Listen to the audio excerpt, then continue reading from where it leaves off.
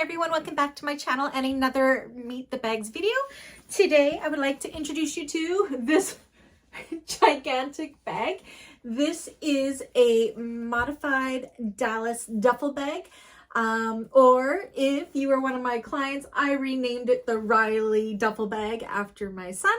But it's based on the Swoon Dallas duffel bag pattern with major modifications. Let me show you some of the features of this bag. So as you can see, it's a large, very large and in charge duffel bag.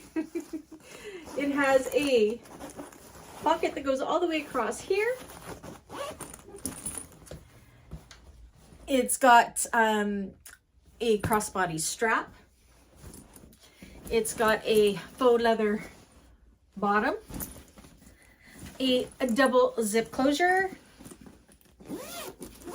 and it just opens up big and huge with a zipper pocket on one side. This is a great travel bag. It is a great sports bag. It is huge.